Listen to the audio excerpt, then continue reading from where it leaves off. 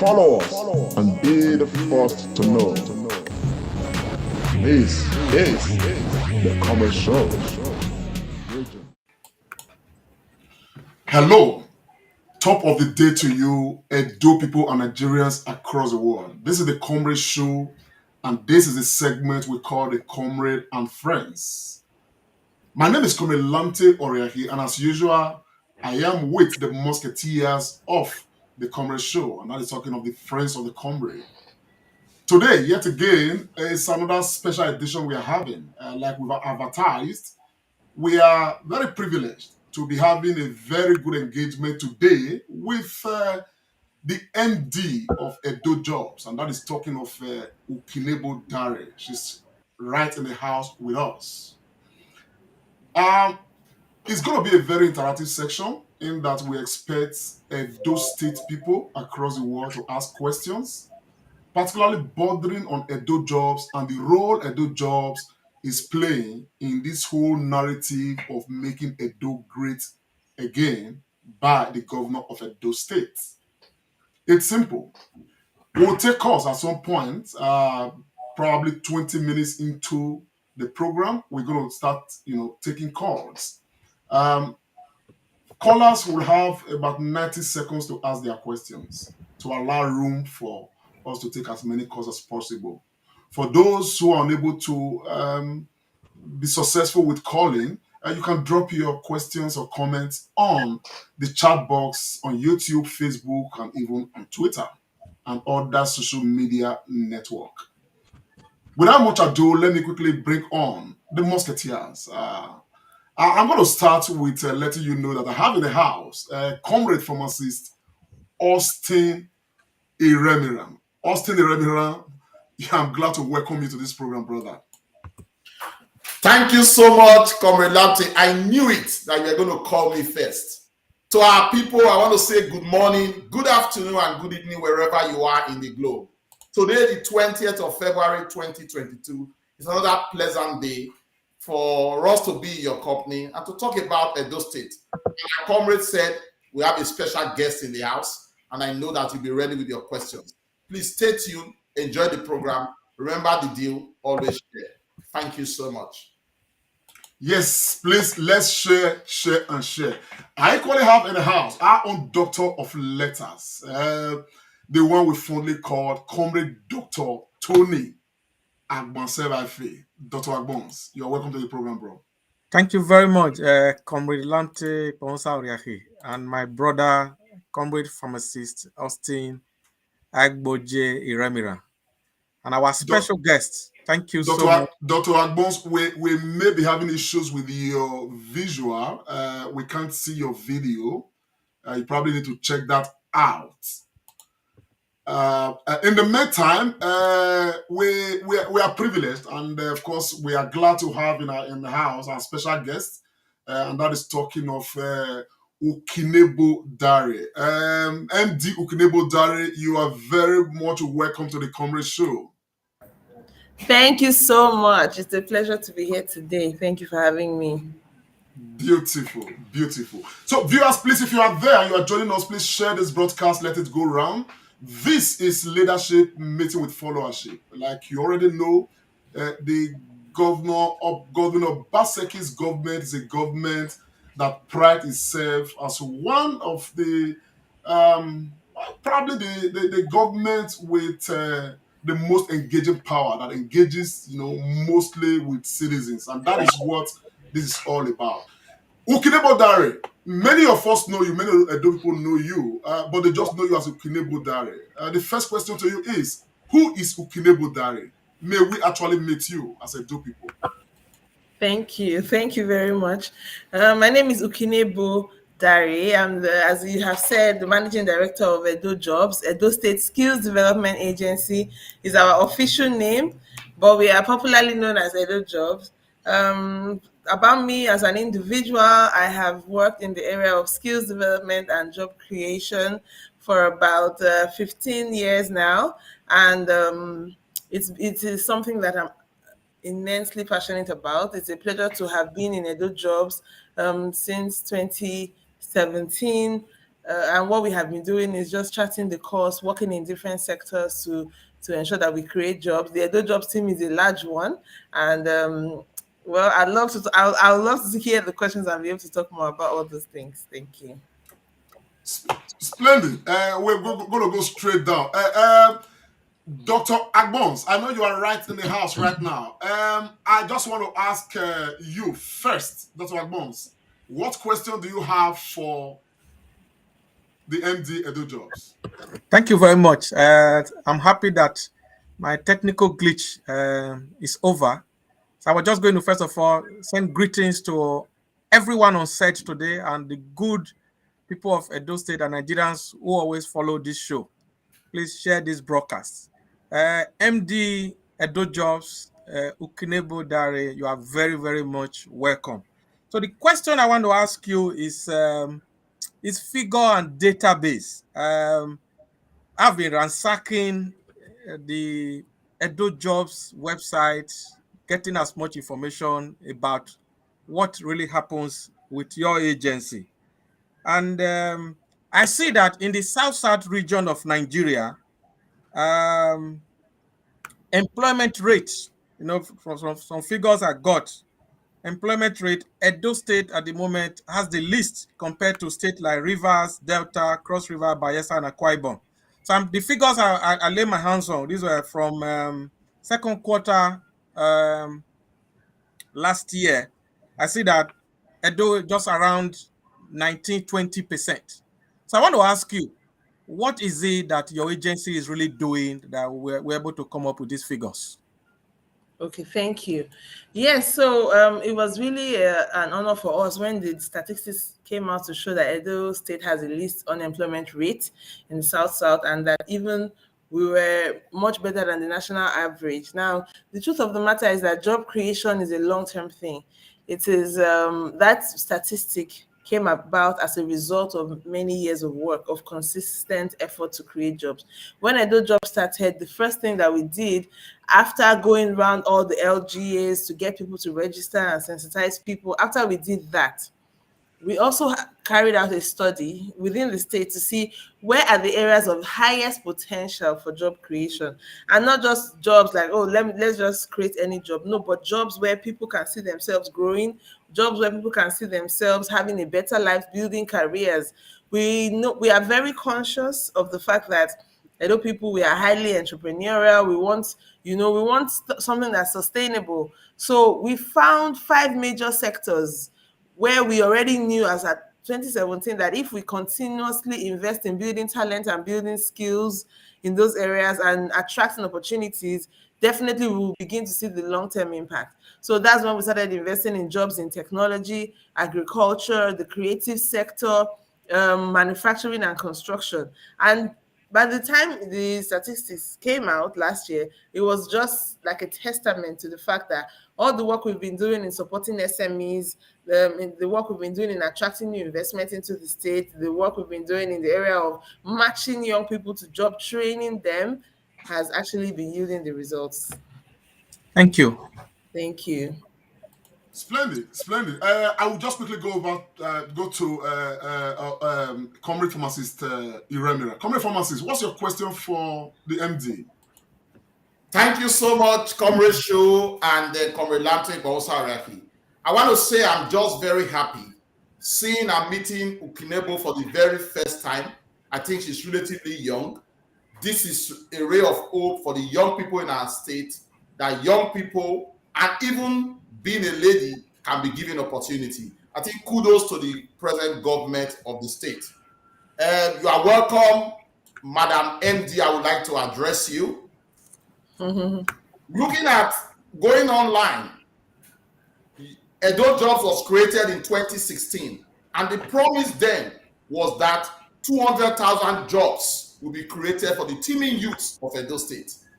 My comrade and fellow musketeer, Dr. Tony Agbons, asked a very good question regarding the current job rating and employment rating in Nigeria, of which Edo State was having a very good position. Kudos to you and your team. My straight question, just in terms of data, since it was created, the vision was to have 200,000 jobs. Straight question, How many jobs so far have we created? Thank you much. To answer that question, I expected that question, so I had actually prepared something quickly to be able to show and break it down. So yes, Edo Jobs, the governor pronounced Edo Jobs in 2016. Edo Jobs was actually launched in March 2017. We became an agency in May 2019. I'm just going to quickly take you through. I always like to be able to break down this answer. I mean, this question whenever we are asked. So the activities that we carry out, we have skills development and entrepreneurship where we train young people into entrepreneurship. We have Edo Innovates, that's our innovation hub where we train people on tech skills, so incubating startups, digital skills trainings to help people to start making money online, helping people to get funding for their businesses. So at the Innovation Hub, it's all about tech and it's all about startups, providing them with net services. So these are some of the programs we run at Edo Innovate. So I'm starting with the numbers from here. So at Edo Innovates, we teach so many programs, but we don't just teach. After you get skill. Let me give an example. We have Amazon Web Services. So our Amazon Web Services is a program that we do in partnership with Amazon. So, and we make sure we partner with the best in the world. And then by the time our young people become cloud computing engineers certified by Amazon, we begin to connect them to jobs. So at Edo Innovates alone, we've already had over 31,803 people. Now, from our statistics, because we don't just train them, we keep them in our communities and we track them. We see that more than 70% of our people that we have trained and we have certified get to actually make money from those skills. But when it comes to tech, the statistics are much higher than that. We're talking about 90% and above of them who continue to use those skills to earn money for themselves. And then we'll talk about the programs that we have done in agriculture. You know why I'm doing this? Because a lot of times when we say figures, people just think, oh, it's too big, so it cannot be real. But then when you break it down properly and people get to see where the numbers are coming from, then it makes it very real for them. At the same time, we also have a lot of programs we do in agriculture, teaching young people to go into agriculture, supporting them to get funding for their businesses, supporting them, most importantly, to get access to market, because there are a lot of farmers, but then there's also a lot of waste. So ensuring that these farmers have access to market to sell their goods. We have a Edo Production Center where we have artisans. We have over 200 small businesses at the Edo Production Center. They have access to light, they have access to finance with Bank of Industry being in there. They have access to training. So we're talking about tailors, fashion design, that's tailors, machine fabricators, welders, just name it, at Edo Production Center. We also do a lot of work in the creative sector to create jobs for young people, like from things like getting them on movie sets, giving them money to shoot their movies. Like some of the pictures here are people who we give money to shoot their movies and help to put their movies out there. And you know, when you put people on a set, they are earning a lot of money. Then we have our employer engagement session. Employer engagement is the one everybody knows as job matching. So what we do is we connect young people to actual jobs in companies. So apart from you're not an entrepreneur, you're not a creative, you're not an artisan or a small business owner, you just want to get a job in a company. So that's where we do those are our job matching activities as well. Okay, so I'm trying to rush very fast with this. And then we have our job centers. So our job centers, that's where the job matching activity takes place. The job matching activity is where the employers come to when they need candidates, and that's where we also train young people and connect them. So all together, this is Edo Jobs. Now, the Edo State Government Administration, what we also do as Edo Jobs is that we coordinate with other MDAs so that all their activities are targeted at job creation. We have the Edo State Investment Promotion Office. We have the Edo State Ministry of Wealth Creation. Let's talk about sports. So because of the amount of investment that government has put in sports and the deputy government has put into sports, we have had a lot of jobs being created in that sector. So Edo Jobs does what we call job tracking. And the job tracking is where we connect businesses, where we connect all the activities that the Edo State government is doing, the one Edo Jobs is doing and the Edo State government is doing, and we track and make sure we know how many jobs. So at the end of every year, we publish the figures and the sources of those jobs so that people can go back, they can check, and they can verify. Now, based on the data that we collect every year, As at December last year, Edo State government has created over 200,000 jobs. So by the time we published our figures in 2020, we were at 170. It was on that slide I just showed now. We were at 100 and hold on, I just like to be very specific when I'm talking about these figures. We were at 171,243. And by last year, we have already exceeded 200,000. Thank you. Thank you so much, MD. So it means from 2016 to now, the vision of the government and governor to create over 200,000 jobs has already been exceeded. Yes. Thank you so much for that. Thank you. I will pass you on to Comrade Lamptey. I think there will be more questions. I have a few more, but I don't know if the time is there for me to. MD, I'm going to. I live in the diaspora, and we have so many Edo people in diaspora, and a lot of them are involved in job creation.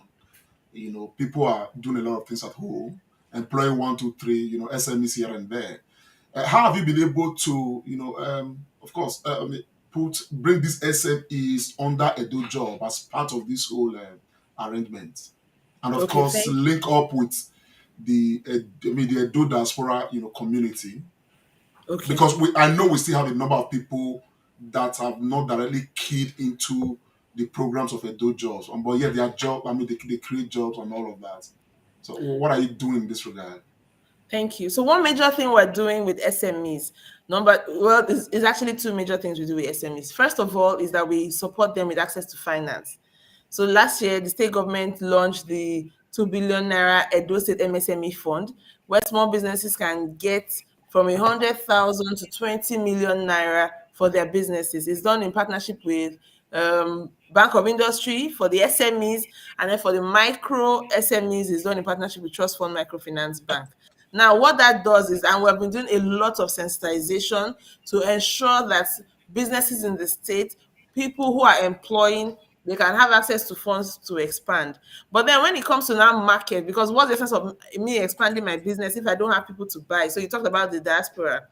During COVID, we did a study, and we found out that there are many businesses in Edo State that were not conscious, or they were not keyed in to e-commerce, to online business, doing business online, making sales online, connecting to people all over the world.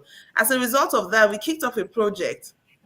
And this program, the state government is supporting, funding, and encouraging 1,000 small businesses in the state to go on the major e-commerce platforms that we have. So we're in partnership with Conga. That is going on right now. And the idea is that, okay, you are in your house, you are making something, you're producing something, or you're buying and selling. Don't just limit yourself to the customers around you, your family and friends, or people in a shop. You can sell to people all over the world. And what we're doing with them is, as more and more businesses from Edo State subscribe to the program, we're also having, the Conga platform is a popular platform, but then we're creating the Edo. So if you, as an Edo person in diaspora, you want to get something from Nigeria, and that includes, even things that are unique to Edo, we have our artists also putting up their works on the platform as well. Then you can go there and specifically buy from an Edo business, and you will find the Edo businesses on their own side of the Conga platform, and that's something we're really excited about. But that's not just all. So I talked about 5 major sectors that we work to create jobs. What we do for small businesses also is to help them to strengthen their human capacity. So we have what we call the Edo Jobs Internship and Apprenticeship Scheme. The internship and apprenticeship scheme is where so businesses apply for interns. They say, okay, look, I have a business, I'm growing, but I can't afford to pay salaries of so number of staff, but I have orders. I need to be able to fulfill my orders. What Edo Jobs does is that we place interns in your organization, or we place them as apprentices in your organization so that they can expand your capacity, and Edo Jobs will pay their salaries for a particular period of time. That program has been very successful because over 70% of the companies that employ these guys end up keeping them. So what that means is your business has grown. Before, you couldn't afford to pay 5 extra staff, but now they have added enough value to you over the 3 months or 6 months or whatever the time frame, and now you can actually keep them on, that means your income increased. So those are some of the things we do to help small businesses. We help to expand the capacity, we help them to get access to money, and we also help them to expand their markets. And then we have business clusters. So the business clusters, that's where we have for example, we have Edo Production Center. We have another one opening up just across the road. We have a furniture shed facility where we just opened in December. It was opened by the Vice President for people who are into furniture making to have access to high-end equipment.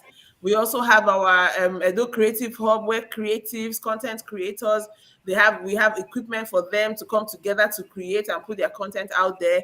We have Edo Innovation Hub, which I showed earlier on the slide, and the Tech Park. What we're basically just trying to do is to create more spaces for entrepreneurs to express themselves and to have the opportunity to grow. Thank you. Dr. Agbons, you may want to take one or two questions from the social media platform. Yes, I have a question from one of our Facebook viewers. His name is Reclaim Greatness. He says, in my experience, skills and dexterity are learned mostly in factory or industries. What is the government doing to help manufacturing sectors or factories get access to 24 hours electricity? Great, thank you. So in terms of 24 hours electricity, I'm sure many of us have heard about the state government partnership that set up Osiomo Power Plant.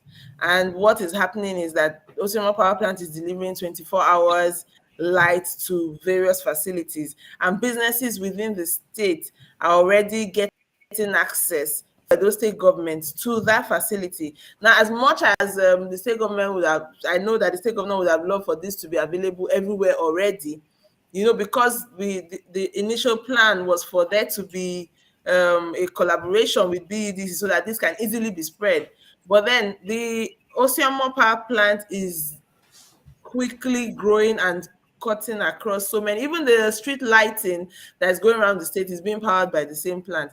And I'm aware of many private organizations that are going through the government to get hooked up so that they can also have access to 24 hours electricity. I believe that the Ministry of Energy will have much more details on how that works, but certainly I know that that is going on. Yeah, thank you. Comrade, before I hand over to you, I just want to remind all our viewers, wherever you are in the world, whether in Nigeria, in Europe, America, wherever you are in Asia, pick up your phone and dial in. Please try to make a direct call on our number, which is being displayed on our screen. Call in. This is it's an engagement with governance, and we are really pleased to have the MD of Edo Jobs. I just want to quickly just ask this one. This is a question I have prepared after some of my research I did on your agency, madam. I saw on your Twitter handle, you clearly stated there 3 days ago that walking into any of the Edo Job Centers for CV review and interview skills training and all that. This job centers, which I believe is fashioned like the job center we have in Europe and America and all that, are there in other parts of Edo State, or are these centers, are they just only in Benin City? Okay, thank you. So, like you said, job centers are something that we see all over the world, but then we've not had job centers in Nigeria. So we started setting up job centers in Edo State last year. And that was majorly to give access to people who need, like you said, CV writing, interview skills. At our job centers, every Thursday, we just open up the doors. Everybody can come in and learn CV writing and interview skills. We have job counselors at the centers. This year, we are opening 5 job centers. So like I said, last year, second half of last year, we opened the first 2 job centers. Those 2 centers are in Benin City. This, before the end of March, the job center in Edo Central will be open as well. I think even from this week, we're going to start advertising the address, because we've already, put all of that in place. Before the end of the second quarter, we are going to have 3 new job centers that will be spread across. We're opening one in Usen, we're opening one in Auchi. So we're spreading across the whole state. Job centers is it's a new concept in Nigeria. we needed to open the 2 pilot job centers as a way of testing it out, seeing how people will accept it, seeing how people will engage, and it has been very amazing. The responses from the Edo jobbers and job seekers have been amazing. So we are already opening new ones, and you'll be seeing all the announcements coming in the next few weeks. I just want to do a follow up, to this. I'm excited at these job centers creation by the Edo State government. But is there a window open for the private sector to participate in it? Because where we live, job centers, are majorly, run by the private people. Not really government really just create the environment for for its activities to go on, but it is the private sectors that are mostly involved in it. Do we equally have the same plan for Edo State? Okay, yeah. So for the job centers in Edo State, we are actually very much working in collaboration with private sector. So what we did, okay, I should mention that the job centers are being set up as a collaboration between the German government through GIZ Sky and Edo State government. So we're leveraging on their experience, we're leveraging on the structure that they already have from running successful job centers in other countries to make sure that we have the highest standard here available to people in Edo State. So one of the things that happened last year before we opened the job center was that the state government set up the LMIS committee and LMIS network, that's Labor Market Information System Network. And this network has strong presence and participation from the private sector. And what that does is that it helps us to be demand driven, so that private sector organizations know what's going on at the job center. They are giving information to the job centers, because at the end of the day, they are the final employer of all the talent that's being trained, that's being developed. And we have a system that works wonderfully well for us. Vacancies come into Edo Jobs on a weekly basis from employers, large scale, small scale employers, government, whichever way. Vacancies come into Edo Jobs, and then we work with those private sector partners to sensitize the public, screen the candidates, and then fill their roles for them. Splendid. Over to you, Comrade from Assistant Remira. I know you have a question right there. Absolutely. Thank you so much, Madam MD, if you don't mind. To be frank, listening to you over the last 20 minutes, I am just surprised, and I don't think anybody in those states should complain that there are no jobs anymore, because you said that over 200,000 jobs have been created. But I haven't established that. I have 3 questions in one for you. It's a follow-up to what my comrade have already said. One, you understand that in the villages and in rural areas, they may not have IT connections. They may not have information. What is your agency doing? I would think that we should have like people informing them. There's like a house to house or a village to village or local government to local government spreading this information instead of just leaving it in the big cities. Then my second question, I think it was during this week, I saw the governor in a program, something about IT, and he was talking about the issue of Yahoo, how that has affected our state. And he did say something that it means that these Yahoo guys are very intellectual, so they are IT gifted. I know you may not have the answer now. Maybe it should be something in the thought process of the agency. Are we thinking of anything IT to carry these Yahoo boys, to get them to be involved in IT that is really at least making money now? Because it takes sense and use dexterity to do all those things they do. So it can also be used for good purpose. And I also think if these jobs are created, there must be a problem, either from the agency, from government, or the people. Information dissemination is a problem. I would like you to address that. Thank you so much. Thank you. Three questions in one. Okay, I'll start with the first question about working in communities by showing you the Edo Jobs Map of our programs. Now, this shows, like I said, Edo Jobs were very big on publishing. We're always publishing what we're doing so that people can go out there and verify on their own. They can walk into any place and verify. So you can see that Edo Jobs will work in all local governments in Edo State. And I'll tell you a little about our Edo Job engagement process. The process is to ensure that wherever you are in Edo State, you can engage. Now, like you said, there are places where they don't have internet. There are places where if we do a radio announcement here in Benin, they're certainly not going to. Then they're not going to hear what their announcement.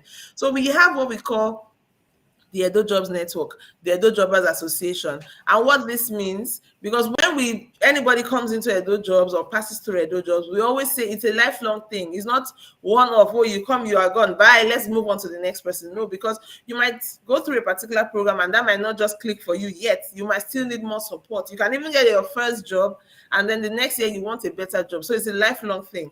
So in all the local governments, we have the Edo Jobbers Association, and they are our first ambassadors. They are the ones that help us with sensitization. They are the ones that go around from house to house, market to market. You know, our programs cut across from, we say Edo Jobs for everyone. That's our motto.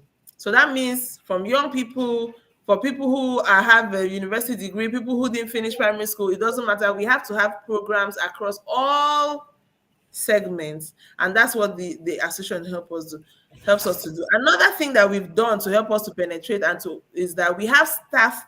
Our staff are not just based in Benin. Our staff are based in all the senatorial districts. So by having staff across the senatorial districts, they are the ones that get busy.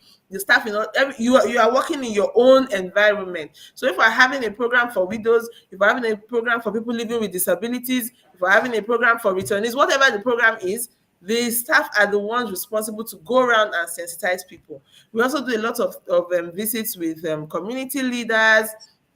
And see, the truth is that whether we like it or not, we are very conscious of the fact that because of past experience, because of so many things that have gone wrong in the country, there's a lot of distrust. When people hear government, they just feel, they've come again. Oh my God, they want to say one thing and do another.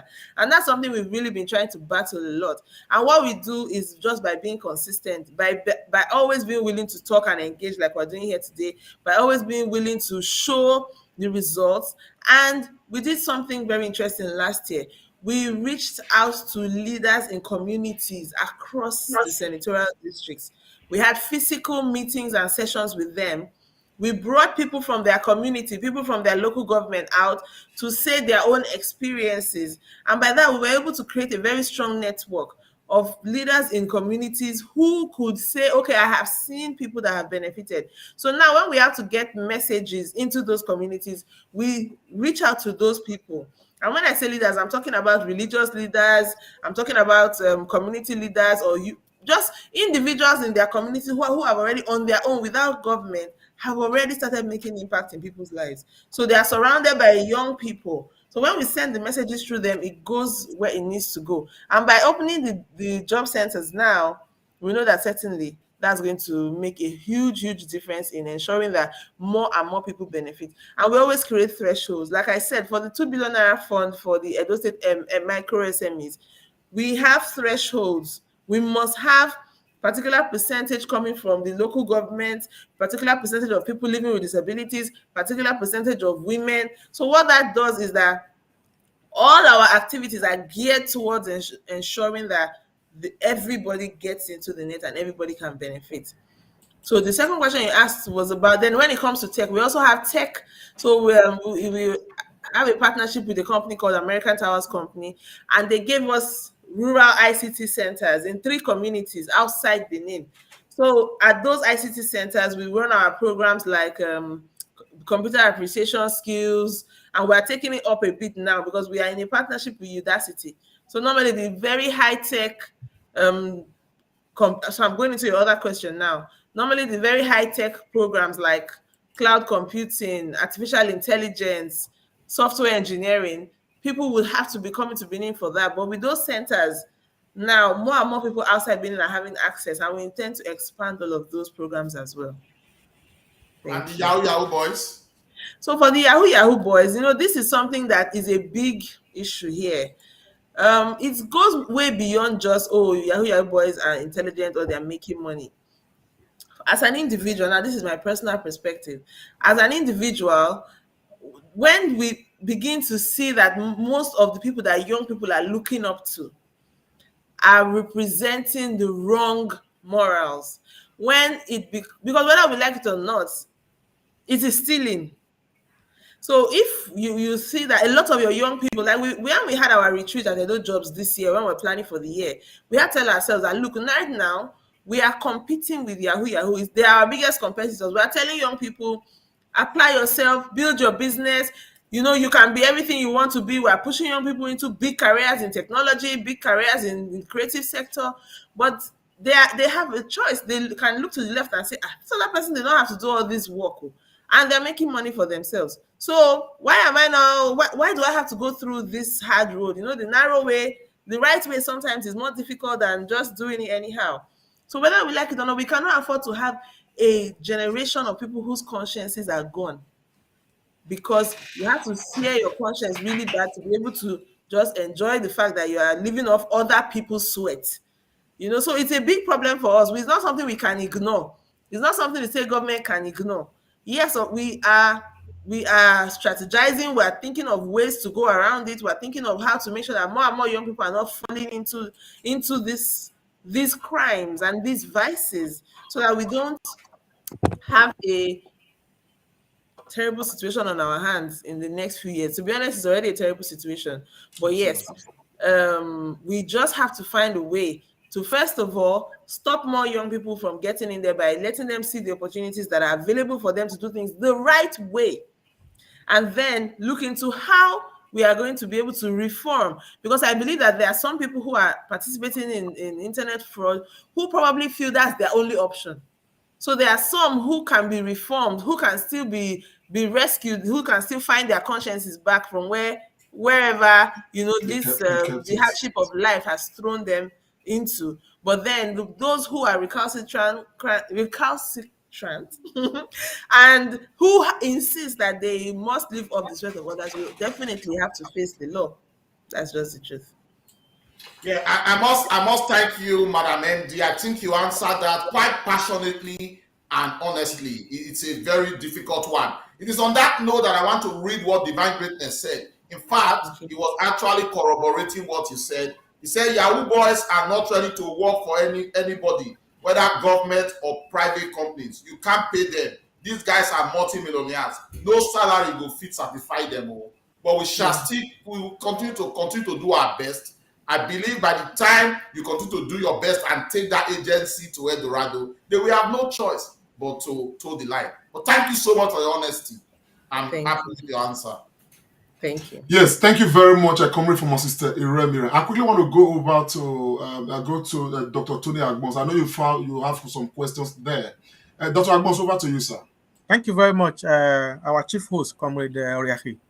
And thank you, Madam MD Ukinebo Dare, for your very swift and very analytical way you answer questions. I'm really, really impressed. Very, very impressed. I want to ask you this question. The creative industry is very, very large. But before I ask this question, our viewers, I want to remind you again, pick your phone and ring in. This is an opportunity for us to engage with governors. Dial in. Our numbers are on the screen, ringing. So I just wanted to reiterate that again. So the creative industry, Madam MD, I know that there have been a lot of collaboration between your agency and that body. And Edo State is the cradle of entertainment. But there's been a lot of complaint from quite a number of people in this industry. In fact, this morning, if a movie director sent me a WhatsApp message, but I told him he should come and ask that question himself. Probably he will ask it later. So they are saying that they are not really getting that enough engagement with your agency. What really is going on because it is one industry we cannot overlook. We know that Nollywood, and if there's anything like Edo Wood or whatever, it's a cash cow. So what do you have to say, madam? Thank you so much. Yes, I think it's fantastic that that he has this question, and I hope he's here, because the creative industry is one that's really big for us, and it's something we are investing in heavily. So we've been reaching out through the association of directors in Edo State, the comedians, the DJs, and we're always trying to reach out to let them know the opportunities that are available. even before year, Edo State government, I mean, through Edo Jobs, Edo State government has invested in the creative sector. I remember I mentioned when I was in my slides, the pitch shooting competition, where we got young people in the state to advertise, I mean, and they came up with movie projects, and then we gave them money to shoot their movies. I know that last year we opened the Victor Wifo Creative Hub and Sound Stage, which is a huge facility for creatives in Edo State. I would like to, and we've been inviting a lot of creatives to come in there and see what they can take advantage of. What we have done is that we are attracting big projects to the state. And what that is supposed to do, for example, okay, let me give a few more examples before I go into why we're doing these things. So in the last 2 years, we've been able to attract some major productions that were supposed to happen in other states to Edo State. And I'm talking about big productions that were on Africa Magic or Rock TV, on DSTV. And why did we do that? We put a lot of effort into that because we wanted to create that visibility for Edo creatives. And we're saying, if you come into Edo State, it's more like investment promotion. We're not giving you money, but we're saying, come to the state. We will provide you with support. We will make Edo State a friendly place for you to shoot your movies, but you need to employ talent from the state. You need to employ your cast and crew from the state. We had the two most popular projects that we've been able to partner with are in Ake, we showed on DSTV, and Blood of Enugu, and they were really big projects. And based on that, MD, sorry to cut it. We may want to just take this call. I know you're on your feet. Hello. Can I speak on, please? Yes. What's your name and where are you calling from? Yeah, my name is Omori. I'm calling from the Netherlands. Go ahead, Mr. Omori. Okay. Yeah, I have a little question to ask. So what I heard about this creation of Edo Jobs in Benin City, most of the time in Edo State, I heard that a lot of people that is benefiting from the job are people from neighboring states. So what are we doing to make sure we really know the number of our indigenous people, that these are the real people? What are we doing to know the numbers of our people that is being employed within the state? Whether you're from just to make sure that the people employ are Edo people. That's just my little question, sir.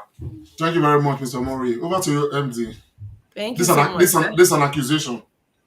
No, but it's a good question because during elections, there were so many weird stories that we heard, and people tried to push a lot of wrong narratives. And we believe that the only way we can correct the narrative is when we engage like this. So I'm actually quite happy for that question. One thing that we do in Edo Jobs is that we say Edo Jobs is for everybody that lives in Edo State. That means it is not only for Edo indigents, but the expectation is that Edo indigents form a majority of the beneficiaries. Now, our real life data shows us that only 14% of Edo Jobs beneficiaries are non-indigents. And those non-indigents live in the state. Now, we have gotten to a point where, of course, because of the way people, the way we advertise, and people hear a lot about Edo Jobs, we see that sometimes you find people from other states applying for jobs, applying for vacancies. But guess what? As of last year, we have gotten to the point where we ask people to come with utility bills, just so that we can be 100% sure that you live in Edo State. We're not going to say that we're only going to have Edo Jobs for indigents, because anybody that is in the state, we have people that were born here, their parents and even their grandparents have been here, and they are living in the state. If they earn a salary here, they're going to pay taxes here. If you cut them off of opportunities, they will end up becoming a problem for the indigents of the state.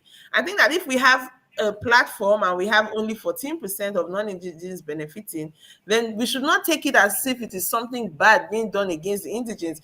There's no, how will I put it? There's no activity in place to say, oh, let's give opportunities to people that are not from Edo State. No. But certainly, Edo Jobs is for everybody who lives in Edo State. And remember that every opportunity we advertise is competitive. We don't do selection.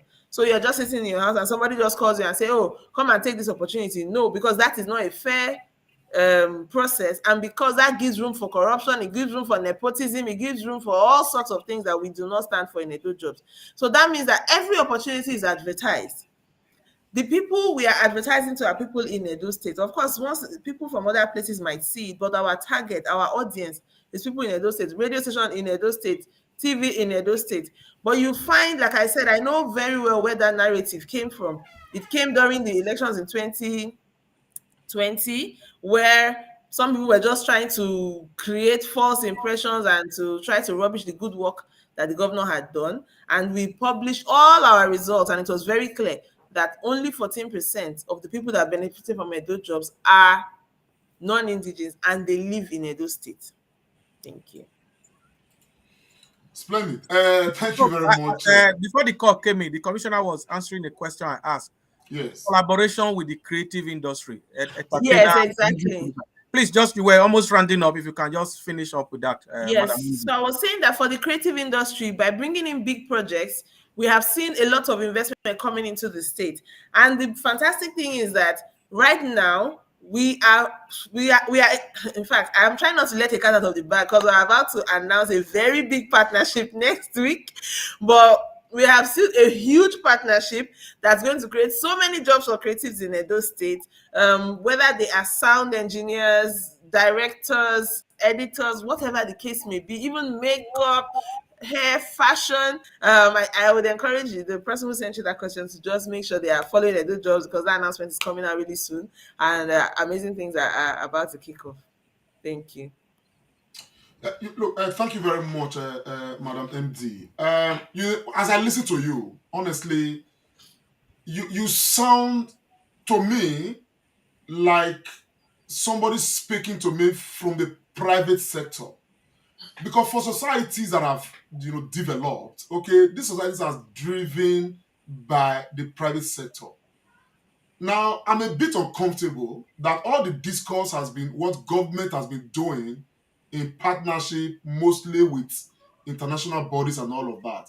Is there a point where, from the initiative of Edo Jobs, the vision of the governor, where we'll be speaking to people, as you are talking to us like right now, from the private sector, driving this whole narrative of jobs? Are we going to get to that point where it will no longer be a matter for government to be fully involved in, but to create the environment where these things will thrive, and people like us can, pick up our own spaces in all of these things and begin to drive this job creation and drive employment in Edo State? Are we going to get to that point? Thank you. Yes, I would say 100%. We have to that point. When you talk about sustainability, it's the word on everybody's lips right now. Okay, thank God we've had a fantastic governor. We have a fantastic governor, and then whether we like it or not, 2024 is going to get here. And how do we make sure that these things are sustained? So they will be sustained when we can create those linkages between the private sector and government to get things done. And that is already happening. So I'll give an example. So Edo Tech Park. Edo Tech Park is a project that is being run by Edo Jobs. It's a partnership between Edo State government and a private organization called Decagon. And this collaboration means that the Edo State government is also co-investing along with Decagon.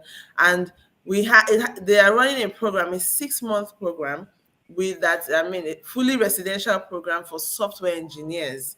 At the end of the residential program, these individuals get placed in jobs, and they don't just get placed in like any type of jobs, like really good, big private sector jobs. Now, because it is being run by a private organization, we are confident, and not just any private organization, a very credible, strong private organization, we are confident that because with the collaboration of Edo Jobs and with their own partnership, because they've also been doing this for a while, it's just that thanks to the governor, we were able to attract them to come and set up their permanent campus, the major park, like a small tech city, a small Silicon Valley in Edo State. And we started, the temporary campus opened in June last year, and it has been successful all the way in terms of these young people getting skills, in terms of them getting jobs, good jobs at the end of the day. So we are very, very excited about that kind of project.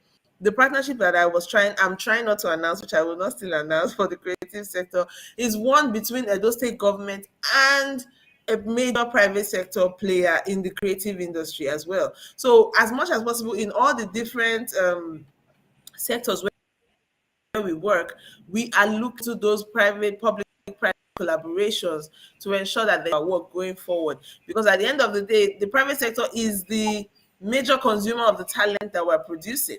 So by plugging them in, we know for sure that there will be long-term growth and sustainability.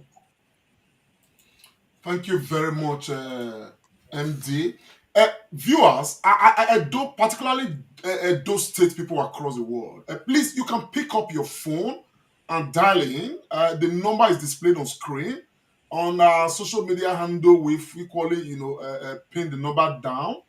You can it's +447438229094. The reason why we're emphasizing this is that oftentimes people complain, oh, government not do this, government not do that.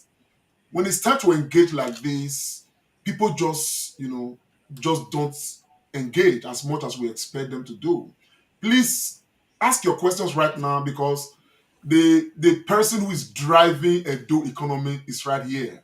Of course, is the governor of Edo State, but this woman here, MD Ukinebo Dare, is saddled with the responsibility of job creation. So whatever you have for those in the diaspora that are investing, who many of you have called me privately to ask certain questions that can be directed directly to the MD, please call in, ask your questions right now, or drop your questions on the chat box. Yeah. Yes, let me quickly go to Dr. Tony Agbons right now. Do we have questions that you want to throw out now, sir? Yes, I've picked a question from our Facebook handle. This is from Osagie Gbinosun. Our brother is asking, say, what are the process for small-scale business owners like newly fashion designers, furniture makers, etc., to get these loans in starting their businesses? Do these people need references? What are the interest rate and time of payment? We need to support these sectors. That's a question from Mr. Osage Egbinosun for the MD. Thank you. Okay, thank you so much. Mr. Osage Ignusun, yes, I will say yes, and I will say it in different ways because there are different ways that fashion designers and furniture makers, and like you said, all these businesses can be supported. So I talked about the Edo State MSME Fund. I talked about the partnership for Edo Online Marketplace with Conga to put your business out there. Now, to get so much information about how your business can be supported, I would suggest that you join the Edo Jobs business community, because it's not just one opportunity. The opportunities keep rolling out. So, for example, let me just give an example. We have a partnership with Enterprise Development Center. Many of us know Pan Atlantic University or Lagos Business School. They have Enterprise Development Center. There's a partnership between Enterprise Development Center and MasterCard Foundation on the Transforming Nigeria Youth Program. It's strictly for entrepreneurs. Now, what this program does is that it provides you with it helps you to structure your business. Now, when you're structuring your business, a lot of people, sorry, there's this something playing. Okay, a lot of people just go straight to, oh, I need money for my business. But you are a business person. If you are, I'm sure you know that sometimes you can even get the money for your business and it's like it goes at the end of the day. Yes, there's a fund that you can take advantage of that has just 5% interest rate. There's a moratorium period for you before you have to start paying, just to ensure that you have time to grow your business to be able to pay the loan. You can get all the details about that also in the Edo Jobs business community. If you are online, if you're on Facebook right now, you can just search for Edo Jobs and then check there. You'll see information about how to join the business community or how to apply for the fund. There's also opportunity. If, for example, I just started my business. I'm not able to get anybody to serve as my guarantor or whatever. There's even a level of the loan where you don't need a guarantor, depending on how much you're asking for. So we're talking about from 100,000 to 20 million. So the criteria changes as the amount is going higher. But even if you're not ready to buy your equipment, we have what we call Edo Jobs Fashion and Style Corner. At the Edo Jobs Fashion and Style Corner, we have any equipment. MD, sorry, without apologies. I just want to cut in. I know we're going to continue from here, but I have a caller from Switzerland.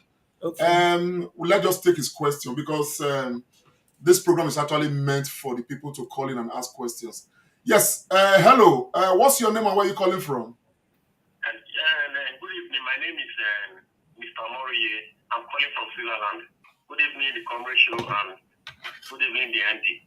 So my question is, I want to quickly know about the Edo Tech Park, because I saw on the video one of our brother made when he went to the Edo Tech Park to carry out some investigation there. So we saw it, according to them, they said it is Edo indigene can actually come in, but that Edo indigene graduates with BSc and HND can actually come in, whether government have make a provision of loan for them. I want to know how true it is, because I'm actually telling it to some loved ones to take advantage of the opportunity if it is true. So I just want the MD to elaborate on that, to let us know if it is true or not. Thank you. Okay, sir. Over to you, MD. Did you get that? The question about the fashion, then I'll go straight to that. So I was just saying that, so for the fashion factory, we have Edo Jobs Fashion and Style Corner where we have equipment. And I mean, whatever kind of equipment a person that wants to start a fashion business needs. And they can go in there and register so that they can use the equipment to produce while they're saving up money to buy their own machines. And we have that for fashion. We have that for leather works, like if you're making shoes, bags, belts, we have the Edo Jobs Leather Factory. We have the same thing for furniture. So even before you talk about needing money, there are even so many things that you can take advantage of and grow your business. So now to this question about Edo Tech Park. So yes, Edo Tech Park is, remember I said that it's being run by a private sector organization called Decagon. The program was running before in another state, and Edo State government was able to attract them and bring them to Edo. And it is still a national program, but the idea is that because it's in Edo State, we want our indigenes, we want people in Edo State to have a majority of the space at the program. Now, this is how the program works. The partnership Decagon has with the Central Bank of Nigeria is for anybody that gets admission into the tech park. So for you to get admission, you have to pass an entrance exam. I will come back to tell you what we as the Edo State government are doing to ensure that our people can pass the entrance exam. So you have to pass the entrance exam, and then you get into the program for 6 months. Now, while you're on the program, like I said, it's residential. You get everything you need, your computer, your feeding, your health insurance, all of that. And then the training itself for 6 months, after which you're put on an internship and then you get a job. So the cost of this whole program from Decagon is 3 million naira per individual. Now, we know that as a job seeker, you might not have 3 million. I mean, who has 3 million naira just lying around? So what happens is that once as long as you can get into the program, immediately the Central Bank of Nigeria gives Decagon that money to finish your training. Now, when you get a job, now if you do not get a job, you do not have to pay that money back. That is how confident, that's how good the program is in getting people jobs. So when you get a job, you have 3 years. First, you have 6 month period where you don't have to pay the money back, because at that point, Decagon is helping you to place you in an international or a Nigerian company that needs your skills. Then after that, you begin to pay back the money. Okay. So what we did, or what we have put in place to ensure that more Edo people can get into that fantastic program at Edo Tech Park, is that we partner with Decagon to create what we call the Edo Jobs Decagon on-ramp program. It's like an A-levels. So we found that when we did the first entry for Edo Tech Park, we had so many applications, but we had very few people who had passed the exam, because it's for like, they're producing high-level software engineers. So we created the Edo Jobs on-ramp program.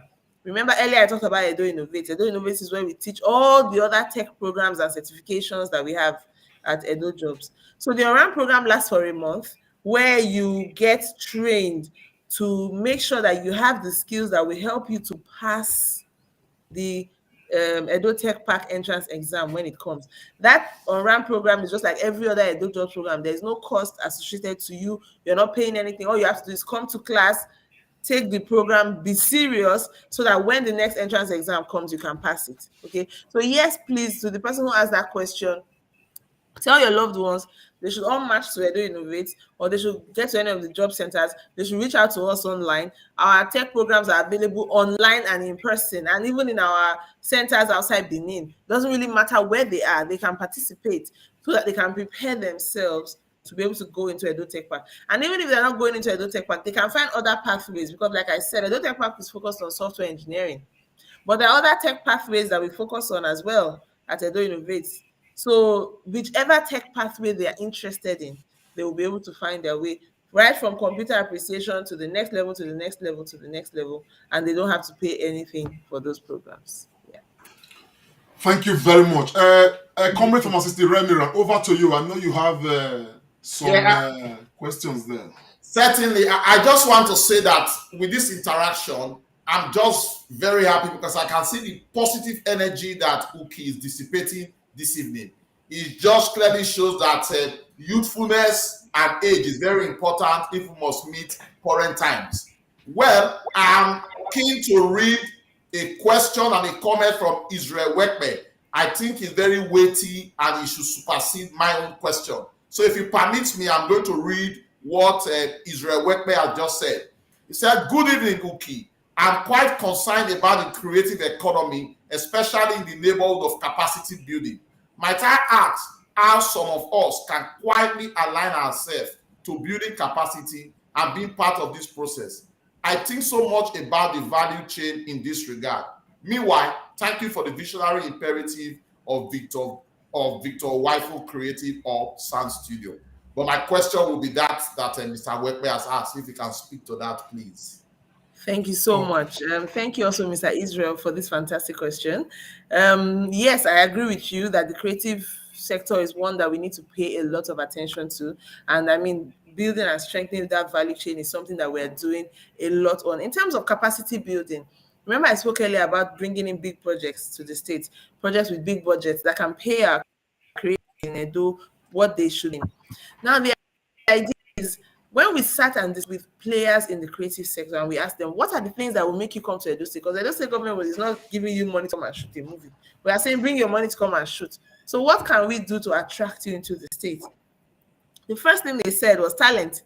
Do you have the talent? Will I have to come to Edo to shoot? Then I have to bring my director, bring my sound guy, bring everybody. It's of no benefit to us if you are bringing your people. So how do we do that capacity building? Now, there are different ways we have done that so far.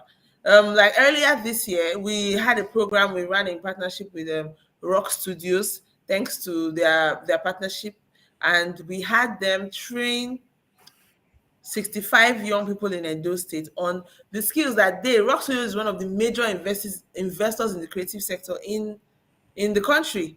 And we said, okay, what skills are those skills that if you train, the industry is going to mop them up. We're not going to be looking for them because there's already a high demand for them, because everything we like to do in Edo Jobs should be things that are in high demand.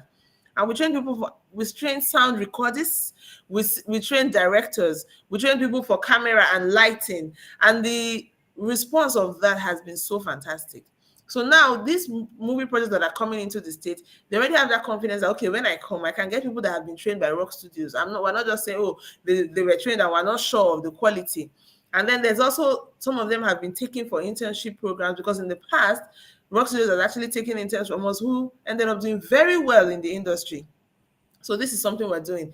Then we went into a partnership about 1.5 years ago with some companies, thanks to the support of the French government, with some organizations, to develop what we call the Edo Jobs Skill Up app. If you go on your app store, whether you're using an iPhone or an Android, and you search Edo Jobs, you will see the Edo Jobs Skill Up app. Now, that app is a training app for the creative sector. And the courses on that app right now, we have shooting and editing, we have entrepreneurship in the creative industry, and we have entrepreneurship in the music industry. The reason we added those entrepreneurship courses is so that individuals who are interested in the industry, but they're not just thinking of, oh, I have to be the singer, or I have to be the actress, or I have to be they can understand that, look, you can even be a talent manager, there are so many ways that you can be in that industry if you're passionate about the creative sector and still earn money. So what we're doing is, individuals are taking courses on the app right now, and we're now taking it even further, because from those who take the courses on the app, those who are the best, those who are most serious with their training, are going to have physical hands-on program. Because it's one thing to learn how to do shooting and editing, on my phone or on my laptop. I need to be able to actually handle the camera and do these things by myself. So the idea is that we have a saturation of talent for the creative sector, and then it will be easy for us to strengthen that value chain. So we're looking at the whole value chain. And for somebody like Mr. Israel hosts some fantastic shows. I know you are very active in the creative sector in Edo State because you host some fantastic shows. So even when we're talking about theater, building sets, all of these are skills that we need to have more young people in the state to possess if we really want to achieve the vision that the governor has and what we have as Edo Jobs for jobs in the creative sector. So we're looking for those collaborations. So please come around, meet us up. We're looking for those collaborations big time. If you're a creative person in Edo State, I advise that you join the Edo Jobs Creative Corner. We have communities for every sector because we want to know what you're doing. We want to know how we can support you, how we can collaborate with you, how we can put your project on the global stage. So join the Edo Jobs Creative Corner and we can take the conversation from there. Thank you. Thank you so much, Ukinebo. Israel, if you are watching, please hook up with the MD and do come back to give us feedback because we want to keep pushing the narrative of Edo State. Thank you. Thank you. Yeah, I think Comrade screen is frozen, but I want to read this question from our Facebook handle, MD Ukinebo. This question is, there's this one, I think this is just a follow-up to the loans you were talking about. Daniel Aigbe on Facebook is asking, how do you circumvent who gets the loans? Is it business as usual based on who you know? And then the second question also from Facebook from NY, Esang Bedo, he says, what is the government doing to raise awareness of these jobs stroke skills acquisition opportunities because some people might not be aware? Over to you, MD. Okay, thank you. I'll start with the second question because this is what we're doing. So we try as much as possible to engage a lot. Maybe we try as much as possible to let people know what we're doing. We post all the time. We do radio, TV, because if people don't know, then they can't benefit. If people don't know, they cannot have hope. And hope is the thing that we are really fighting to get so that young people can run away from vices. Because when there's hope, you can strive, you can get bigger and better opportunities. So opportunities like this, we always jump on them to tell the stories, to share. I mean, maybe hopefully I can be invited next time, but not me, instead some beneficiaries of Edo Jobs to share their stories, because that helps people to see that it's real. It's not a political thing, or it's not somebody just saying whatever. And that brings me to the first question about how people get the loans. Is it business as usual? Now, if you have been following Edo Jobs, or if you have done anything with Edo Jobs, you will always preach is everything really and fairly, and it must be competitive. The best must always get the opportunity. We resist with everything in us any opportunity or any attempt for anybody to come and try to circumvent our processes. And I can't even begin to tell you the heat that we have to deal with because of that. But we do not allow political or any other interests to affect the quality of our screening process. So if you know you're interested in the loan, go ahead and apply. Everything we do is fair and it is first come, first served. So there's no reason to wait and be doubting. Make sure that you engage with us all the time. See, if you are in our any of our Edo Jobs platforms, we always encourage people to tell their stories, because when you see someone like you saying, I don't know anybody, I didn't know anybody, I just went for the interview, I got the job, then you know that means you also have hope. And then if you don't get it, you know that means you have to strive to do better. It's the same with the loans, it's the same with the opportunities to be at any of our clusters. Just go for it and make sure that you give it your best, because we will always choose the best candidates. Thank you very much, MD. Comrade, I hope you are back now. Oh yes, I am back, my brother. Okay. Back. Yes, MD. I mean, look, I'm elated, to be very honest. I'm happy. You know, the things I'm hearing, they are quite inspiring, to be honest. However, everything appeared to be centered very much around professionals. If the statistics I have, you know, if it's anything to go by, we have so many people in Edo State that are not professionals. They just live day to day. You know, some go out they wake up in the morning. They don't actually know how that day is going to go, but they are just, man, anything we jam, we jam them. Okay, does Edo Job have, you know, provisions, for these kind of people, both in the urban and in the rural areas of Edo State?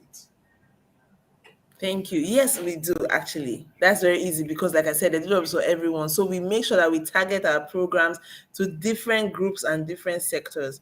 When Edo Jobs was opened, we like I said, the first thing we did was to go around all the local governments, as many people as were willing to come out and register, so that we could be able to identify, okay, in this location we have a lot of people with this skill or this knowledge or this level of education. So I'll just give you some examples.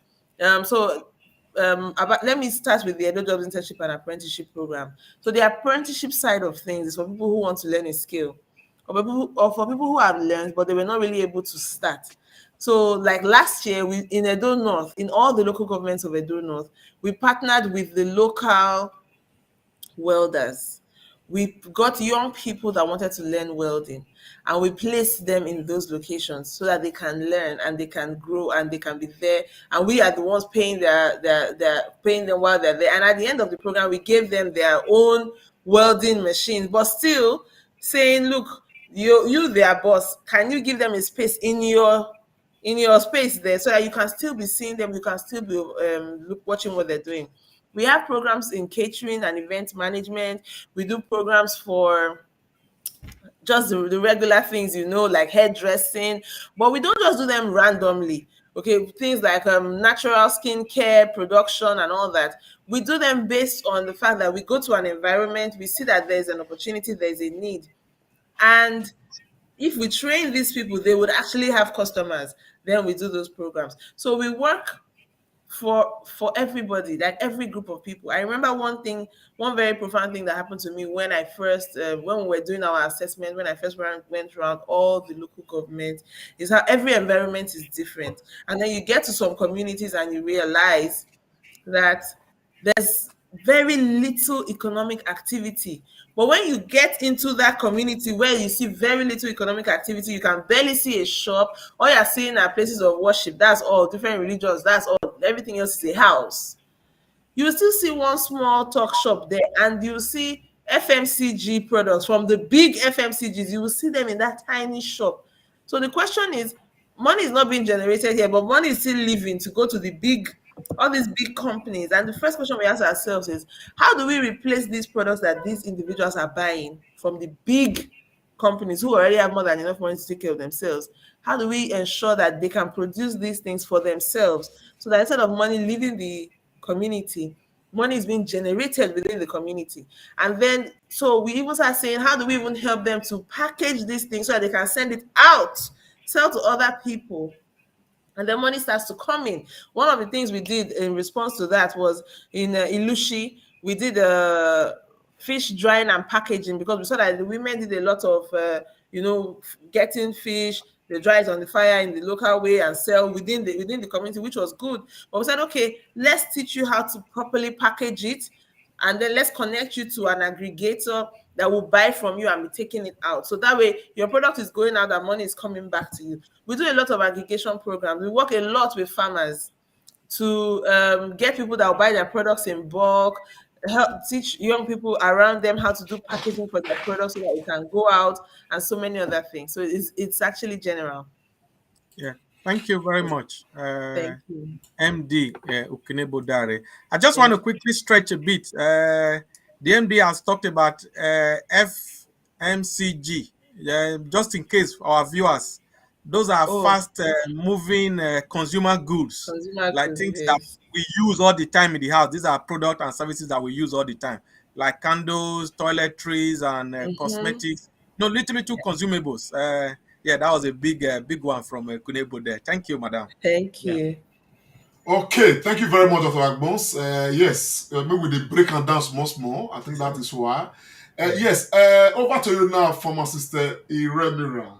I know that you have a question or two right there. Yeah, like I said, I think it's really entertaining, and Madam MD has been very engaging. I just want to make a comment or a suggestion if it's not already done. You see all the good things you do, we've been hammering on awareness as well.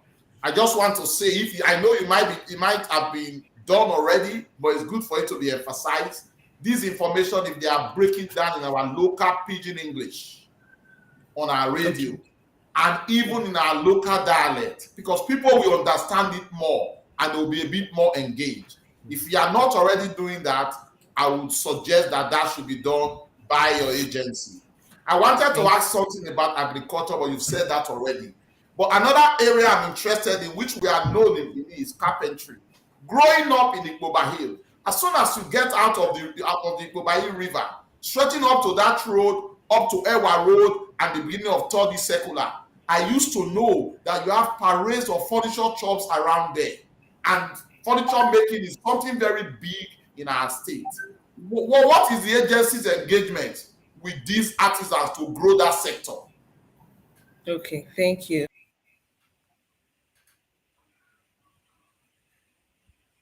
For furniture, you already said it all. Furniture is something that work in that area because it has the potential to create job, and we have the natural ability for creativity and creation of things. So it's in our blood already. We need to just tap into it and maximize it. One of the things we are doing in that area, you said it about major furniture companies. There were lots of big active furniture companies in Edo State, and where are they today? So we went around and we found one of them. We found a furniture company that had even things that when we had sessions with furniture makers, they say, "Oh, in Edo State nobody has this machine. In Edo State nobody has that machine." And we got there and we found it. We found them there. But it was owned by it's over 30 years old. It was owned by a man called we call him Parasemota. He's like 90 something years old, very active, very passionate. But then age has come, and over time he was already thinking, oh, he should sell off the factory. Immediately, His Excellency heard about him. He went there. He visited so many places, and what the governor has done is to revive many of those factories by giving them jobs to produce for government. So because they now have a constant source of income from the government, and the governor is focusing on making sure that he's working with local production industries in furniture, what happens in those places is that Edo Jobs works with them. We place people with them. So as long as you're on that, you have that thing coming from government, you have Edo Jobs interns in your office. They are working with you, they're learning, they're supporting you in running the place. And then we went into a partnership with IOM, which was launched last year, to actually so what we have done, let me just put it this way, because we have to spread our programs around. They cannot all be in the same place. So in that Agbo Road axis is where we have this furniture factory now that we're doing with IOM, and they are equipping it, and it's a private sector collaboration. So we know that after IOM is done, the place continues running. So they're equipping it. Young people are going to be trained there, and it's going to become another mini furniture production center for people that are into furniture making. The same thing with the shared facility we opened on Sapele Road, like I mentioned earlier, with the vice president, is also for furniture. So furniture is something really big. And immediately we opened that one, the governor instructed that we go ahead and open another one in the technical colleges in Edo Central and Edo North. So furniture, you're going to be hearing so much about furniture making going on with Edo Jobs and in Edo State in the next 12 months. Thank you. Great. Thank you very much. Thank you. Yes, thank you so much, Madam MD. I think it's been very interactive, and of course, you've been dealing with these matters like it's a chess game that you're very used to, And I mean, I find that quite interesting, and I love it, honestly. But this on a very light side, very light side. Governor Baseki is like a mystery to very many. What is your working relationship with Governor Baseki like? I mean, staff boss relationship. What is it like? Not just with you, but with members of staff. People may be curious to want to know. Because we hear, let me just add to what the comedy is saying. We hear there is a workaholic. So tell us, let's do some gossip. Does it have let's do some gossip. some gossip? Yeah. Yes, and for me, I think Governor Masaki is the best boss you can work with, because he's very clear on his vision. He knows what the right thing is, and he paints the vision to you very clearly. So it's for you to make sure that you can run with it. So if you're not very hardworking, if you're not a workaholic, if you like to do things slow, you probably would have definitely you have issues. But he's working with Governor Baseki. You have to know your job. You have to be passionate about it. You have to be a results-driven person. You can't be somebody who will just say, I tried my best to, hey, it didn't work, or they didn't answer, or somebody did this one, they didn't let me do my job. No, you have to be somebody who is results-driven. So you go out there, and he says it a lot, he says, MIH, make it happen. Don't come back with stories, just make it happen. Yeah. Masters in make it happen. That's good. Yes. So I think I work well with him because I'm also a workaholic. So it works perfectly well.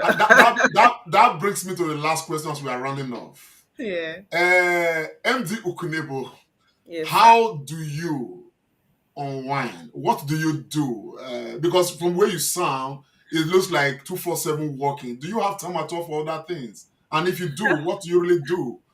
Okay. You know, to just well, work is my fun. My work is actually my fun. I really do love interacting with people, doing things that matter. I love doing things that matter. It's almost an obsession.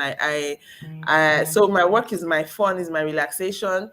And I also try as much as possible. I spend a lot of time. So if I'm not working, I'm with my family. I'm with my husband and my children. We're playing. We are, having fun. I'm indoors a lot. If I'm out of the house, I'm certainly working. If I'm at home, then I'm playing with my kids. So how is your guy coping with this? Well, the truth is that I think my husband is used to me. He knew me for so many years before we got married, and he knew that I was somebody who loves to work. I'm always very passionate, and I must always be working on something that has tangible impact on people's lives, right? So my husband he's very, very extremely encouraging. It's unbelievable. Even when I feel like, I have to apologize, I'm sorry, I just have to do this thing. He's like, do your thing. So it helps a great deal. He's my biggest encourager, and he's just really, really supportive. He too is always either home or working. So even if he has to take care of children for like some days, he doesn't mind. He's happy to do it, and that really, really, it helps a great deal. MD Ukinebo Dare, I want to say thank you very much for your service to Edo State, and I'm sure that Edo State people are grateful to you. Thank you. Edo State people and Nigerians across the world, it's been a comrade show, and it's been the live chat with the MD, Edo State Skills Development Agency, and that's talking of Ukinebo Dare. We've been engaging her on Edo Jobs, and of course, Edo Jobs input to the entire, Edo State framework under the governor of Edo State, Governor Baseki, and his mega, vision. And of course, it's been quite exciting. Some of the things we've heard from her shows that Edo is working, to be very honest. And all we need to do is to partner more with the structures of government to get all the dividends, and of course make Edo move on progress on our collective account. I've not been alone. I've been with the musketeers of the Comrade Show, and please don't go away. There's another matter that we want to look at, and that is talking of there's an audio that came out, audio from one of our brothers, Don Pedro Baseki. And the audio did make some rounds here and there. And of course, on the Comrade Show, we just thought that we want to put some things in perspective here, if not for anything, for the sake of Edo State in general. And we're just going to, talk about that briefly. But in the meantime, we may want to disengage MD Ukinebo Dare. Ukinebo Dare, I want to say thank you very much for coming to the program. Thank you. It has been a wonderful time. Thank you. It has been exciting and amazing. I'll just encourage everyone, please, if you're in Edo State, even if you're not here in Edo State, but you're from Edo State, connect to Edo Jobs online. Just search for Edo Jobs on your social media. You'll find us so that we can continue the conversation. Thank you. Thank you. Thank you so much. It's been most pleasurable talking to you. I hope that when we call on you again, you will avail us that opportunity, because this is leadership and followership engagement. We want to continue on that trajectory. Thank you so very much. God Thank you bless so much. Amen. Yes, right now I want to go to the Musketeers on the issue of Don Pedro, and of course the audio that surfaced, and of course all that the whole world, has been talking about around Edo State and all of that. I am not going to start this. I want to ask comrade Dr. Agbons. Dr. Agbons, when that video came out, I mean, the audio came out. Some people tried to make it a video because they now imputed some images and all of that. And what do you listen to it? What is your take on that audio, sir? Thank you very much, comrade, for bringing this topic up. It's very instructive that we talk about it. And it's also very, very good that we situate the pros and cons of that audio message. And like you have said, we know with technology these days, people just they will create something out of something.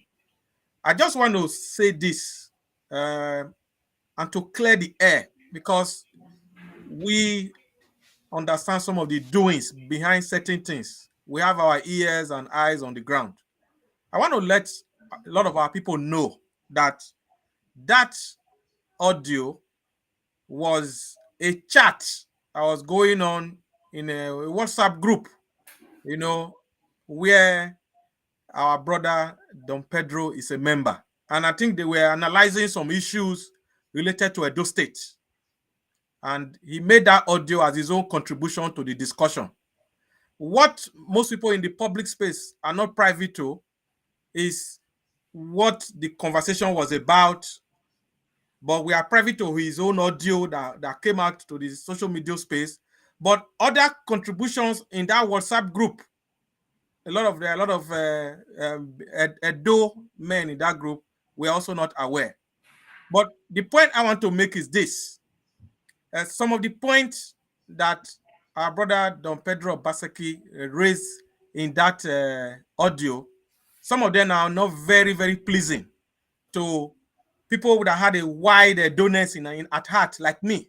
Some of them were not very pleasing. So he may have had his reasons for saying some of the things he said, but some of them, the kind of Edo State that we are looking to build, kind of Edo State we are looking to construct, not just for ourselves, but for our children and their children's children, it's not an Edo State that is based on ethnic and primordial sentiments or emotions.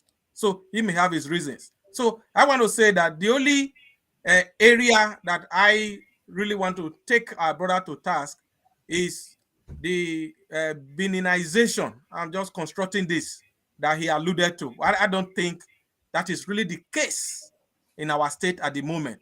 So, and I want to round up my contribution on this matter by saying that our brother Don Pedro Baseki he is a very wise man. He's very cerebral, he's an intellect. He can actually do a rebuter. In academics, we have, you argue, can do a rebuter like a follow-up, because the audio he released was just about 11 minutes or so. Can do a follow-up to clear some of the areas that are not very clear in that, because some of the messages kind of send some wrong signals to our brothers from other parts of Edo State, like the Esan people from Otuo, people from Esako, Auchi, Akoko Edo, and other ethnic nationalities that make up Edo State. So that is what I will have to say, my brother Lante. Former Sister Remiran. Thank you so much, Dr. Tony Agbons. I think you've said a large part of what I would have loved to say. But I want to look at this from three perspectives. I was absolutely disappointed and concerned having listened to that audio message from a man I respect so much, Don Pedro Obaseki. I idolize him. This is a man that has played a very pivotal role in Edo State, and he currently leads the Midwestern movement, of which I'm fortunate to be a member. And he's passionate about the old Bende State, not talk of the Edo State that we are now. And to try to, just to borrow your words, to narrow that discussion to Beninization of Edo State really surprises me. So it draws to question his leadership capability, because you must consider how people hold you and where you are in high esteem. So on that personal note and on his leadership, I find it a bit not very palatable. I also want to look at the implication on the governor and government of Edo State. Our current governor is a Benin man. Would that audio, by implication, be saying that the governor is playing some ethnicity? I don't understand. The governor is a Benin man from Edo State. And looking at his cabinet, there seems a semblance of balancing. So I don't know where that will be coming from. Then the third implication is the one that directly affects me. What is my chance as an Edo State person? I pride myself in saying that I'm a true Edo person. Why do I say that? I was born and bred up in Edo State. I spent 28 to 29 years of my life in Benin City. I know no other than Benin. But my parents are originally from Edo North, Otuo to be precise. And I'm fortunate to have friends across the three senatorial districts. And I ended up marrying a woman from Esalan, which is from the Edo Central. So in that sense, it makes me a complete Benin man. And I've never seen any Benin man so superior more than me. I look at myself as equal. So that message to a young man like me and many other people is what I think is not very palatable. We are just over 4 to 5 million people. We should not divide ourselves. We always see ourselves as one. I grew up respecting the Oba, and I think that so many people across the state also share such sentiment. Even up to Delta State, we all pay allegiance to the Oba because we see ourselves as one. We are too small. And remember, how many people can Governor Obaseki appoint in over 4 to 5 million people? Absolutely less than 5,000 people. So please, my appeal to all of us in Edo State, not to attempt to ethnicize our state. We are too small. The strength we have is to work together. And I also want to speak to the Esan group, the Afemai group, the Otuo group, the Bini group, wherever you are, let us not fan the flame and embers of authenticity. It will not be good for us. I will be very happy for Don Pedro Obaseki to hold Governor Obaseki to tax on governance, not on ethnicity, and borrowing your words, not binization. Edo must move forward. It must move forward in joint agreement with all of us. So if Don Pedro is listening, my elder brother, the one I idolize so much, if there's a way you can do a rebooter, that would be better. But generally, let us move forward for the sake of peace, unity, growth, and development of our dear Edo State. So that will be my take for now. Thank you very much, guys. I think you've done it. I would not have much to add. However, just to say that the reason why I'm going to say what I'm going to say is that the context already established. Don Pedro did not make this broadcast, to the public. He made it in a small group, and somehow the thing came out of that group, and so. But the thing about it is that people who listen to that to the audio would not know the context, and that is why we were able to find out this. We want to establish that. But having said that, some aspects of the audio, particularly with the aspect that has to do with Beninization, that is not sitting well with very many of us, including myself. And I'm not making this statement now because Don Pedro, made an audio tape.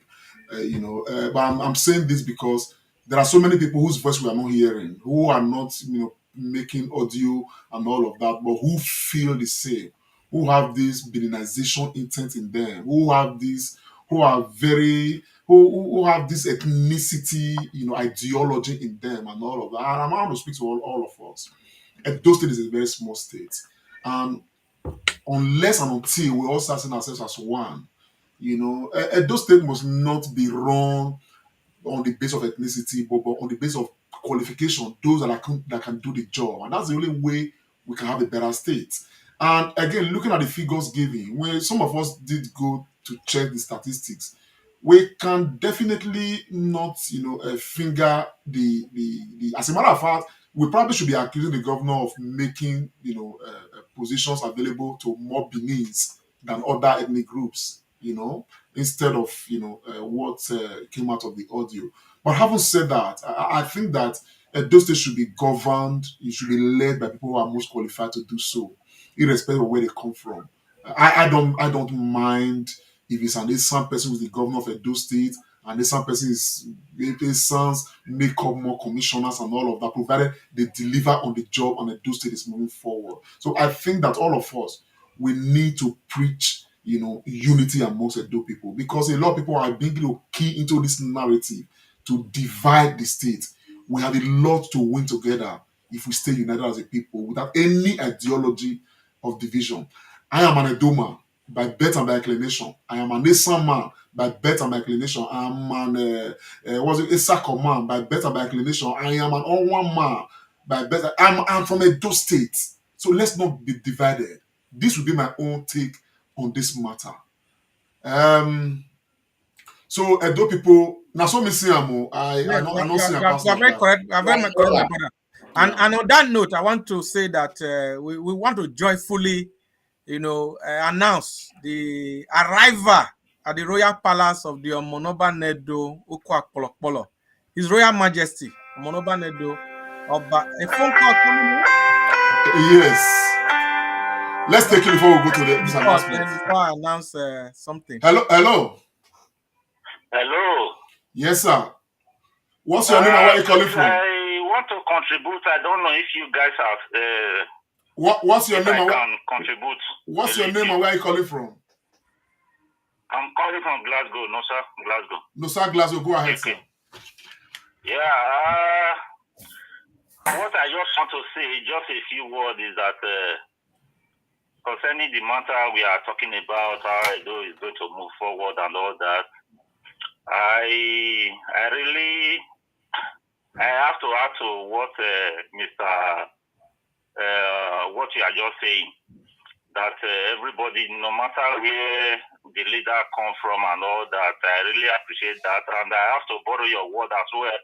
There was one video you did that you said, who cannot throw stone should help the one that can throw stone. You understand? Our name all you no more neme tifigbe all you gbe na wan se tifigbe na ya gbe o tin to rere ya fe. So I think that is what we really need in Edo State. It's not a matter of ethnicity. You are from Igbo, you are from Asian, you are from the other tribe and all that. That cannot move our Edo forward at all, because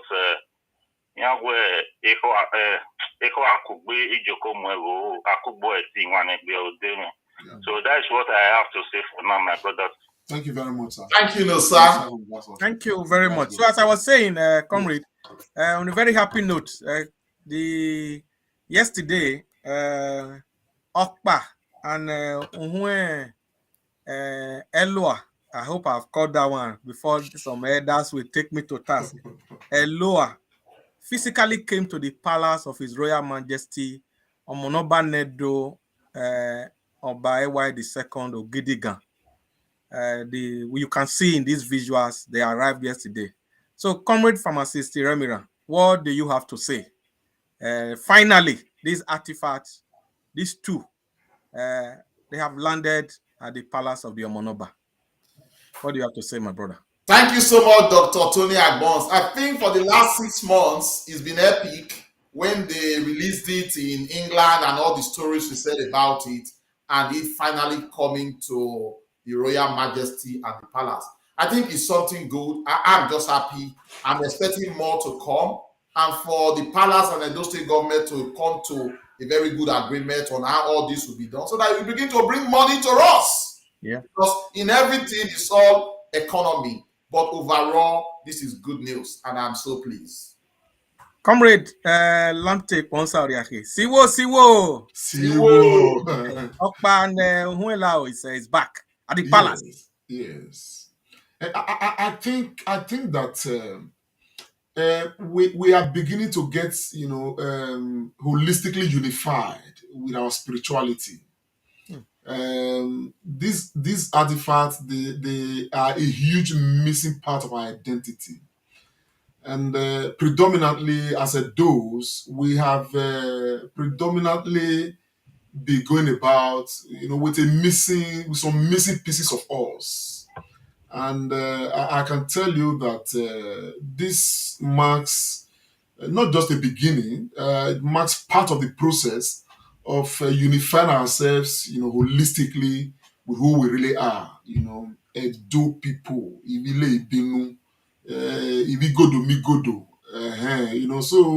so to every Edo person, whether we are happy or we are not happy, this reconciliation with our own spirituality is a matter that we should take seriously. And kudos to all the Obas that have, worked hard for this process. I know that Oba Erediawa did a lot to galvanize this process. And of course, thank God we have, our present Oba Ewa the second, who is a diplomat himself, who knows the Imuizin of the whole matter and knows how to, follow the process. And in his reign, we are beginning to see these huge results. I think it's all glory to God, to who does it, to Akbama, to Oriole, that in our time we are reconciling ourselves with our missing parts, and it's a great news.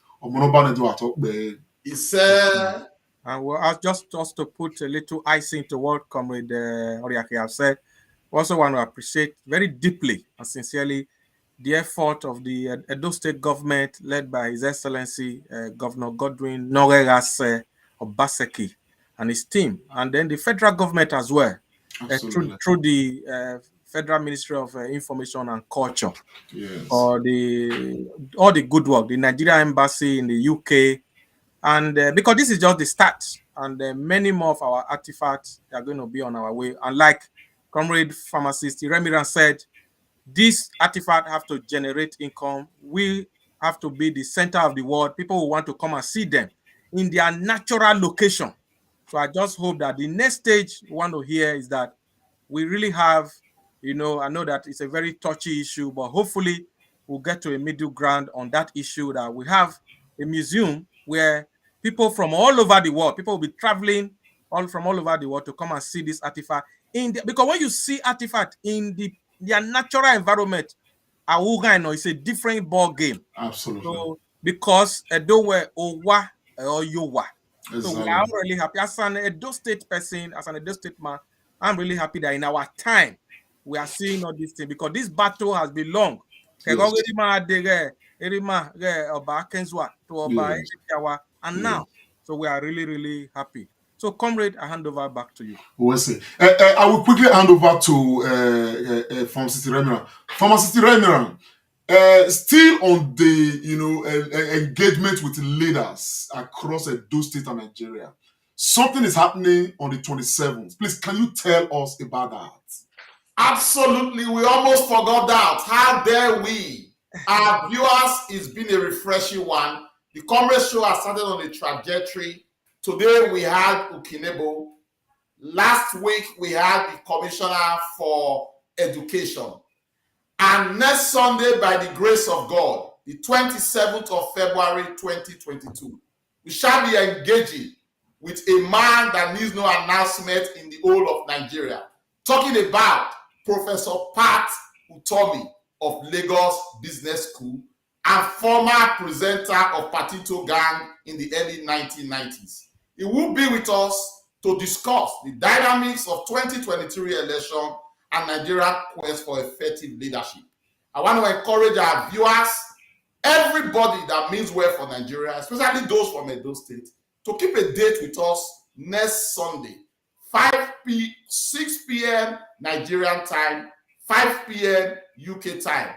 The Comrade Show will be engaging with no other but Professor Pat Utomi.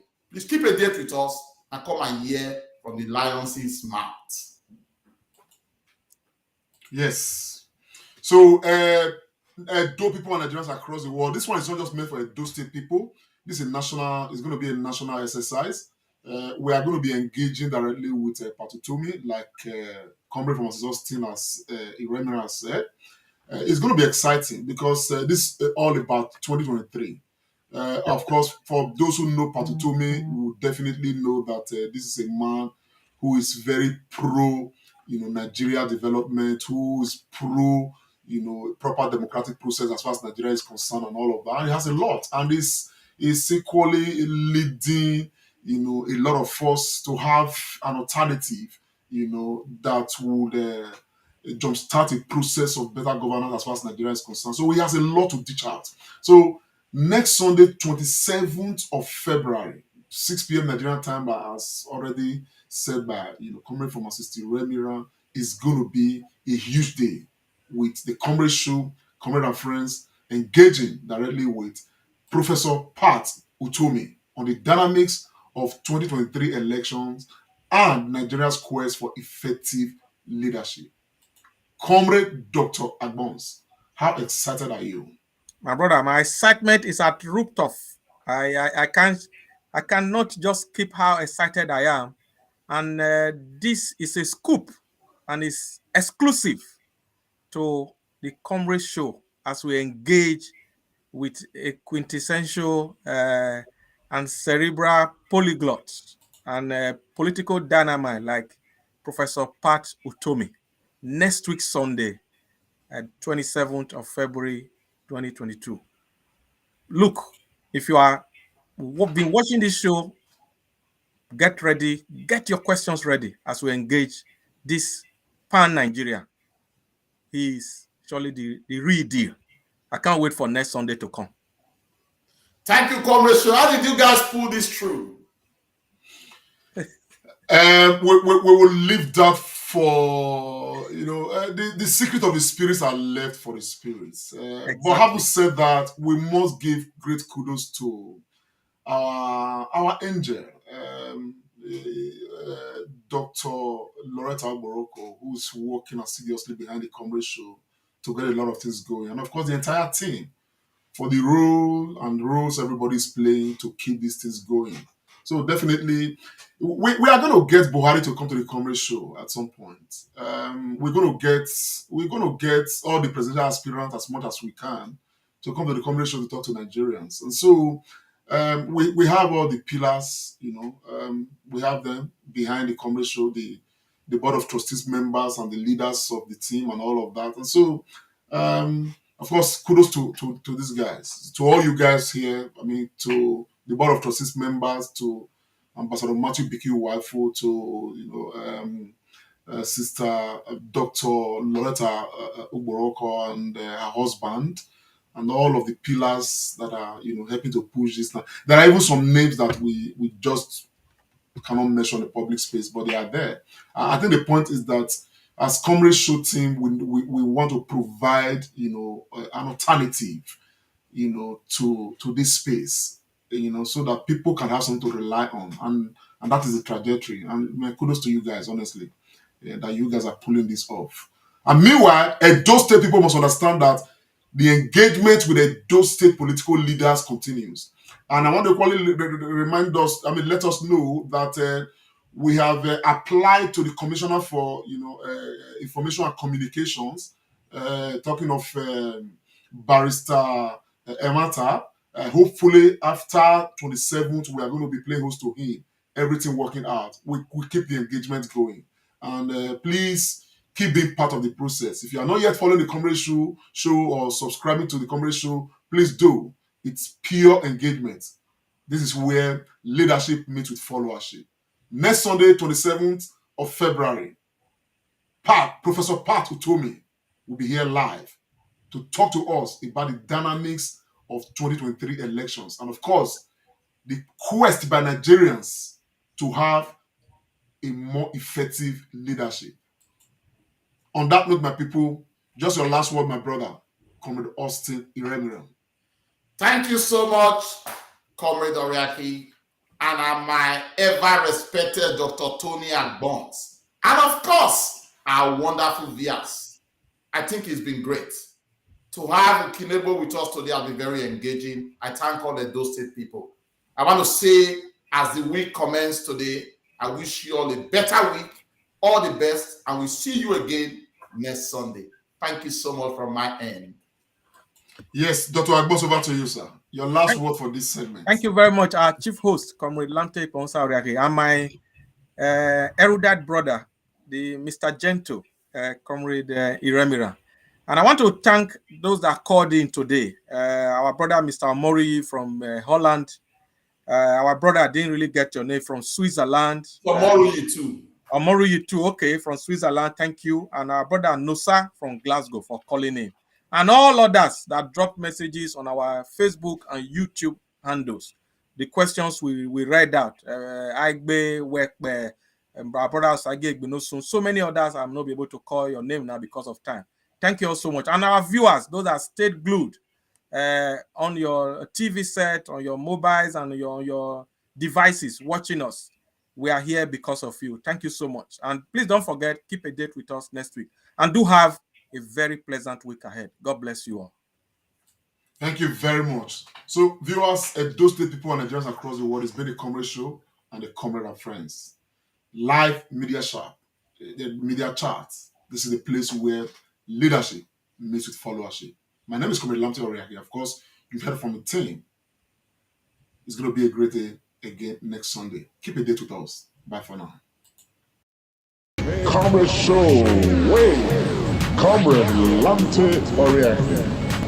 This is